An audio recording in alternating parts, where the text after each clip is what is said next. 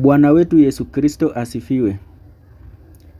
Ibada ya leo, mada inaenda kukua simple tu.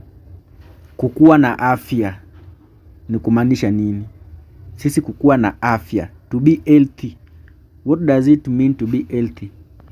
Tuamini na tuombe. Bwana wetu Yesu Kristo, tunakushukuru kwa ajili ya neno hili. Tunaomba ili neno litupatie afya mioyoni mwetu na itupatie Bwana Yesu Kristo ukweli, tupate kujua ukweli kuhusu wewe.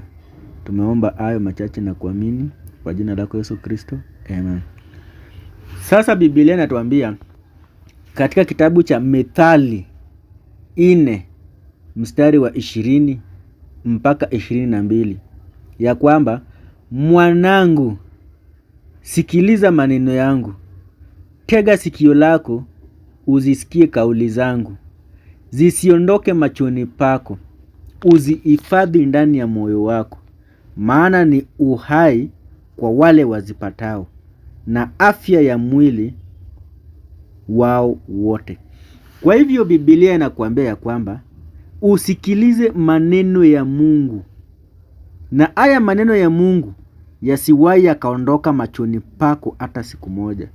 Na Biblia inazidi kuambia kwamba na haya maneno ya Mungu uzihifadhi ndani ya moyo wako, kwa maana haya maneno ya Mungu ndio itakuwa uhai kwako ukizipata, na ndio itakuwa afya yako. Haya maneno ya Mungu ama ili neno la Mungu ndio litakuwa uhai kwako na ndio itakuwa afya ya mwili wako. Kwa hivyo wakati umehifadhi neno la Mungu ndani yako, ujue ya kwamba wewe ndio mtu ambaye ni mzima. Wewe ni mtu ambaye uko na uhai. Sasa Biblia ikisema ya kwamba uhifadhi maneno yangu, maneno ya Mungu ama neno la Mungu ni nini? Ni simple. Neno la Mungu ni Yesu Kristo. Yeye ndiye neno la Mungu. Yeye ndiye neno la Mungu. Hiyo ndio ambayo unaambiwa uhifadhi ndani ya moyo wako. Ni neno la Kristo Yesu ama Kristo Yesu. Umuhifadhi ndani ya moyo wako, kwa maana yeye ndiye neno la Mungu. Kitabu cha Ufunuo wa Yohana. Kitabu cha Ufunuo wa Yohana ni kitabu cha Revelation chapter 19 verse number 11. Biblia inasema, kisha nikaziona mbingu zimefunuka, na tazama farasi mweupe, na yeye aliyempanda aitwaye mwaminifu na wa kweli. Kumbuka Yesu Kristo ndiye ukweli according to John 14:6. Mimi ndimi njia, kweli na uzima. Tena ujue ya kwamba Yesu Kristo ndiye mwaminifu kulingana na kitabu cha Wathesalonike. Yeye ambaye anawaita ni mwaminifu. Huyo ni Yesu Kristo. Sasa Biblia inasema ya kwamba kisha nikaziona mbingu zimefunuka, na tazama farasi mweupe, na yeye aliyempanda aitwaye mwaminifu na wa kweli, naye kwa haki hahukumu na kufanya vita. Kumbuka kitabu cha Exodus 15:3, Kutoka 15:3 inasema kwamba Bwana ni mtu wa vita. Na John 13:13 Yesu anasema ya kwamba mnaniita mwalimu na Bwana, mnafanya vyema, kwa maana ndivyo nilivyo. Kwa hivyo kwenye John 13:13 Yesu mwenyewe anasema ya kwamba ni ukweli, yeye ndiye Bwana na yeye ndiye mwalimu. Na Exodus 15:3 nasema ya kwamba Bwana ni mtu wa vita. Na hapa hivi unaambiwa ya kwamba huyu ambaye amepanda farasi mweupe, ambaye anaitwa mwaminifu, tumejua ni Yesu Kristo. Ambaye anaitwa wa kweli, tumejua ni Yesu Kristo. Naye kwa haki hukumu na kufanya vita. Kwa hivyo ni Yesu Kristo ndio bado ni mtu wa vita, kama vile nimewambia kwenye kitabu cha Kutoka 15:3, Bwana ni mtu wa vita. Haya, tuendelee. Verse number 12. Na macho yake yalikuwa kama mwali wa moto. Bado kumbukeni Hebrews 12:24 na 12:28 inasema kwamba Bwana Mungu wenu ni moto ulao. So hizi vitu zote zinaelezea tu habari za Yesu tu kisirisiri kama watu wajui. Bwana Mungu wenu ni moto ulao. na Yesu ameshakiri ya kwamba yeye ndiye Bwana na yeye ndiye mwalimu. Haya, tuendelee. Na macho yake yalikuwa kama mwali wa moto, na juu ya kichwa chake vilemba vingi, naye analo jina lililoandikwa asilolijua mtu ila yeye mwenyewe. Verse number 13. Naye amevikwa vazi lilizochovwa katika damu, na jina lake haitwa Neno la Mungu. Jina lake haitwa Neno la Mungu. Kwa hivyo Yesu Kristo ndio neno la Mungu. So, kwa hivyo wakati Biblia inakuambia kwenye kitabu cha Mithali venye tumesoma Mithali 4:20 ya kwamba mwanangu, sikiliza maneno yangu. So in short, Biblia inakuambia tu msikilize Yesu Kristo. Sikiliza maneno ya Yesu Kristo. Sikieni Yesu Kristo. Hivyo ndio in short Biblia inasema. In fact, kama tujawahi jua, hiyo ndio naweza nikasema ndio amri ya Mungu pia, ya kwamba tupate kusikiliza mwanawe ambaye ni Yesu Kristo. Hivyo ndivyo Mungu aliamuru Mungu. Kitabu cha Matthew chapter number 16. Matthew 16. Ni Matthew 16. Wakati ambapo sauti ilisikika kutoka huko ikisema ya kwamba huyu ndiye mwana wangu mpendwa wangu, msikieni yeye. Kwa hivyo anayesikilizwa ni Yesu Kristo. Yesu Kristo ndiye anaongea. Yeye ndiye anayesikilizwa. Yesu Kristo ndiye neno la Baba. Yeye ndiye neno la Mungu. Kwa hivyo wakati Yesu Kristo ameongea, mjue ya kwamba ni Baba mwenyewe ameongea. Kwa hivyo amri ya Mungu ni kwamba tumsikilize Yesu Kristo. Tusikilize maneno ya Yesu Kristo. Hakuna neno lingine ambaye tunafaa kusikiliza. Hatuna neno ingine kwa mtu yeyote ambaye tunafaa kusikiliza. Tunafaa tu tusikilize Yesu Kristo. Ndio maana Baba anasema, mwanangu, sikiliza maneno yangu. Tega sikio lako usikie kauli zangu. Zisiondoke machoni pako. Zisiondoke. Uzihifadhi ndani ya moyo wako. Kwa hivyo Yesu Kristo ambaye ni neno la Mungu, Biblia inasema kwamba tumuhifadhi ndani ya moyo wetu. Tukishamuhifadhi ndani ya moyo wetu, itakuwa ni uhai kwa wale wapatao na afya kwa watu wote. Kwa hivyo wakati ambapo unahifadhi Yesu Kristo ndani ya moyo wako, wakati ambapo unahifadhi Yesu Kristo ndani ya moyo wako, utakuwa hai. Wakati ambapo unahifadhi Yesu Kristo, utakuwa hai.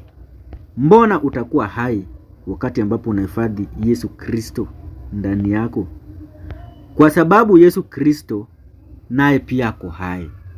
Kwa hivyo ukimuhifadhi ndani ya moyo wako, na utakuwa hai. Hiyo ni John 14:19. Bado kitambo kidogo ulimwengu unioni tena, bali nyinyi mnaniona, na kwa sababu mimi ni hai, nyinyi nanyi mtakuwa hai. Huyu ni Yesu Kristo anasema hivyo. Kwa sababu mimi niko hai, na nyinyi pia mtakuwa hai. Kwa hivyo Yesu Kristo ako hai. Tukimuhifadhi ndani ya moyo yetu, kwa sababu yeye ndiye neno la Mungu, na sisi tutakuwa hai na tutakuwa na afya. Yeye ndio neno la Mungu lililo hai. Kitabu cha Waebrania 4:12. Maana neno la Mungu li hai, tena lina nguvu. Mjue ya kwamba Yesu Kristo ndio neno la Mungu ambaye liko hai. Ndio umesikia amesema kwa sababu niko hai na nyinyi pia mtakuwa hai. Na tumeambiwa kitabu cha Mithali ya kwamba tumuhifadhi ndani ya moyo wetu. Kwa hivyo tukimuhifadhi ndani ya moyo wetu, kwa maana ako hai, na sisi tutakuwa hai na atatupatia afya mwilini wetu. Na hii Hebrews 4:12 imetuambia neno la Mungu li hai. Kwa hivyo Yesu Kristo ndio neno la Mungu ambalo liko hai. tena lina nguvu. Kumbukeni, Yesu Kristo ndio neno la Mungu ambao liko na nguvu, according to kitabu cha Wakorintho wa kwanza 1:24 ambayo inasema Kristo ni nguvu ya Mungu. Christ is the power of God. Kwa hivyo mjue ya kwamba Yesu Kristo ndio neno la Mungu lililo hai. Kwa hivyo tukihifadhi ndani ya moyo wetu, tutakuwa hai na tutakuwa na afya mwilini mwetu. Kwa hivyo Biblia kile kitu ambacho tunataka, maana sasa tunahifadhi ndani, maana sasa tunamuhifadhi Yesu Kristo ndani ya moyo wetu, ni kwamba tulinde sana sasa moyo wetu kuliko chochote ambacho tunalinda. Tulinde sana moyo wetu, kwa maana si tunamuhifadhi Yesu Kristo ndani ya moyo wetu. Na tumeona hapo number 1 ni kwamba Yesu Kristo hako hai. Number 2 tumeona ya kwamba Yesu Kristo ako na nguvu, ni neno ambalo liko na nguvu. Sasa amri ni hii, maana tunahifadhi Yesu Kristo ndani yetu, ndani ya moyo wetu. Kwa hivyo tulinde moyo wetu kuliko chochote ambacho tunaweza tukalinda kwa hii dunia. Kitabu cha Mithali 4:23. Linda moyo wako kuliko yote uyalindayo, maana ndiko zitokako chemichemi ya uzima. Chemichemi ya uzima inatoka ndani ya moyo wetu. Yesu Kristo ndiye chemichemi ya uzima ambayo inatoka ndani ya moyo wetu. Kwa maana Kristo tumeshamweka ndani ya moyo wetu, na yeye ako hai. Sasa tutakuwa hai na mwili yetu pia itakuwa na afya. Yesu Kristo ndio chemichemi ya uzima. Yeye ndiye anatupatia uzima. Kwa hivyo mjuange ya kwamba wale watu ambao ni wazima ni wale watu ambao wameweka Yesu Kristo ndani ya moyo wao. Wale watu ambao wako wazima, sisemi watu ambao ni wagonjwa. Wale watu ambao Mungu anaona ni wazima ni watu ambao wameweka Yesu Kristo ndani ya moyo wao na wamelinda moyo wao kweli kweli. Wamelinda moyo wao kweli kweli. Kwa hivyo mjue Biblia haiendangi saa zingine vile tunafikiria. Haiendangi namna hiyo vile tunafikiria. Kwa hivyo mjue ya kwamba Yesu Kristo ndiye aliye chemichemi ya uzima. Yesu Kristo ndiye aliye chemichemi ya uzima. Na maana tunamweka kwa moyo wetu. Tulinde sana moyo wetu. Yesu Kristo anakaanga ndani ya moyo wetu. Kwa hivyo tulinde moyo wetu kuliko chochote ambacho tunalinda. Numona naye Wakolosai 3:16 nasema neno la Kristo na likae kwa wingi ndani yenu katika hekima yote, mkifundishana na kuonyana kwa zaburi, kwa nyimbo za tenzi za rohoni. Kwa hivyo Yesu Kristo ambaye ndiye neno akikaa ndani yetu kwa wingi, ndio utaweza kufundishana, kuonyana. So Bible inakuwa tu simple tu namna hivyo tu.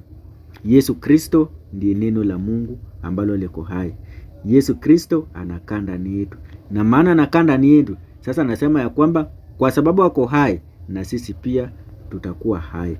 Na amri ni kwamba tulinde moyo wetu kuliko chochote ambacho tunalinda. Tulinde chochote ambacho tunalinda.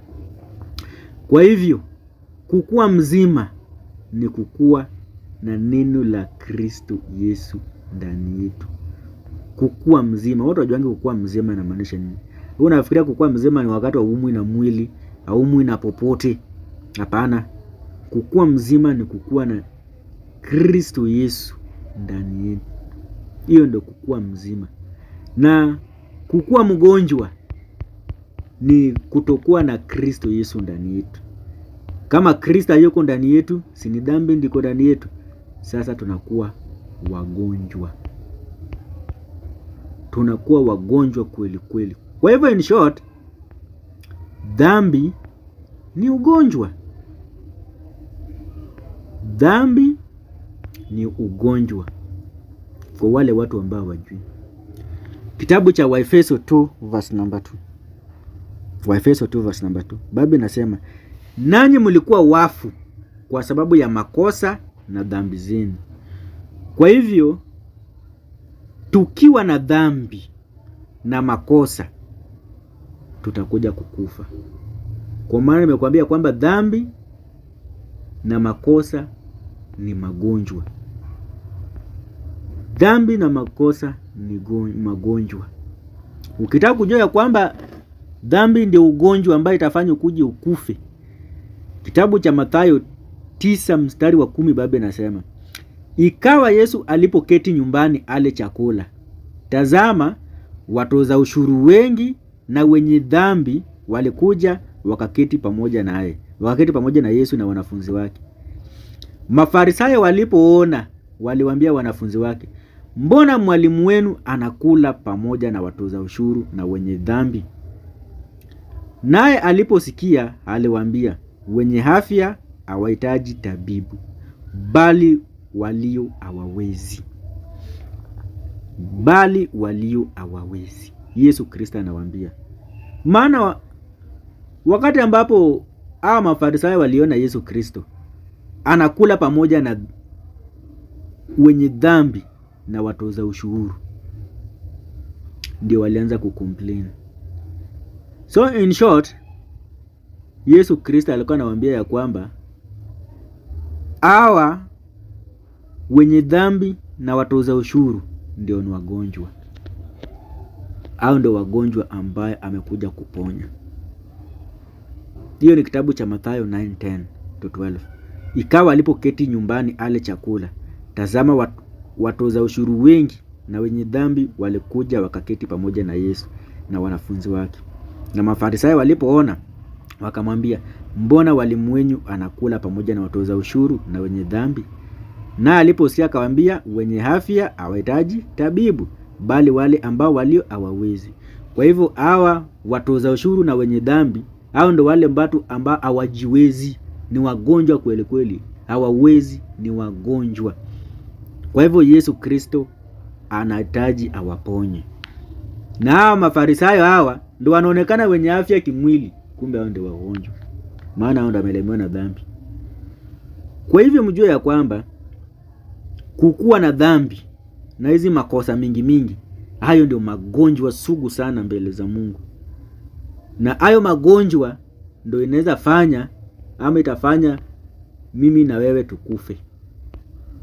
Ndio maana umeona kitabu cha Waefeso 2 inasema, nyinyi mlikuwa wafu kwa sababu ya makosa zenyu na dhambi zenu. Kwa hivyo hizo dhambi na makosa wakati zinaendeleanga tu, hizo ni magonjwa. Tumejua ugonjwa inaendeleanga tu, ikikosa kutibiwa itakulemea na itakuua. Sasa ujue dhambi pia ikikosa kuondolewa itakuua wewe. Maana hizo dhambi na makosa zitakuua wewe. Ni kama magonjwa. Hizo tu ni magonjwa tu. Wakati mtu ako mgonjwa na amekataa kuenda hospitali kupata matibabu, na hiyo ugonjwa ikazidi, huyu mtu hatapona, atakufa. Kadhalika naye kiroho, wakati mtu amejaa dhambi, anaendelea kutenda dhambi na kukosea Mungu hivyo tu, hii kuendelea, hii dhambi itakuja kumuua. Maana dhambi itakuwa ni kama ugonjwa. Kama tunafikiria ni uongo, tusome kitabu cha Yakobo 1:14-15. James 1:14-15. Biblia inasema, lakini kila moja hujaribiwa na tamaa yake mwenyewe. Hiyo ni dhambi. Huku akivutwa na kudanganywa. Hizo ni dhambi. Alafu ile tamaa ikiisha kuchukua mimba, uzaa dhambi. Bado dhambi inaendelea tu. Na ile dhambi ikiisha kukomaa, inazaa mauti. Sasa hiyo dhambi the more inakosanga kuondolewa, inaendeleanga tu kuupgrade, kuongezeka, kuzaa. Na hatimaye itazaa mauti. Utakufa tu. Utakufa kwa dhambi zako. Ukikataa kutafuta matibabu, Yesu Kristo ndio matibabu ya dhambi. Yeye ndiye anaondoa dhambi. Ukikataa kumtafuta yeye, hizi dhambi zitakuua wewe. Zitakuua. Hizo dhambi zitakuua. Na tumeona dhambi zimeua watu wengi. Kwa hivyo ujue ya kwamba mtu ambaye ako nje ya Yesu Kristo, huyo mtu ni mgonjwa sana huyo. Maana amelemewa na dhambi na atakuja kukufa. Ndio maana siku moja mtu aliambia Yesu, kitabu cha Mathayo 8:21. Mwingine katika wanafunzi wake akamwambia, Bwana, nipe ruhusa kwanza niende nikamzike baba yangu. Yesu akamwambia, nifuate, wacha wafu wazike wafu wenzao. Kwa hivyo wakati kumbali na Kristo Yesu, wewe you are a dead man. Wewe ni mtu ambaye ameshakufa already. Maana kukua mbali na Yesu Kristo ni kukua karibu na dhambi. Yeah. Na hizi dhambi zitafanya mauti ndani yako, itakuua wewe. Dhambi itakuua wewe. Kwa hivyo ujue ya kwamba Yesu Kristo ndiye afya yetu. Yeye ndiye uhai wetu. Hiyo ni kitabu cha Zaburi 42 verse number 5. Biblia inasema, nafsi yangu kwa nini kuinama na kufadhaika ndani yangu? Umtumaini Mungu, kwa maana nitakuja kumsifu, aliye afya ya uso wangu. Kwa hivyo Yesu Kristo ndio afya ya uso wetu. Yeye ndio afya yetu. Kwa hivyo yule mtu ambaye ako na afya ni yule mtu ambaye ako na Kristo ndani yake. Na yule mtu ambaye ni mgonjwa ni yule mtu ambaye ako na dhambi ndani yake. Maana hiyo dhambi ni ugonjwa. Hiyo dhambi itakuja kufanya mauti ndani yako, utakufa tu. Ni yule mtu ambaye ako na Kristo ndani yake, ako na afya, atakuwa na uhai mbeleni. Huko mbele tu atakuwa na uhai. Kwa hivyo tujue dhambi ni nini, na tujue kukuwa na afya ni kumaanisha nini. Ningependa niwaachie hapo na mkuwe blessed.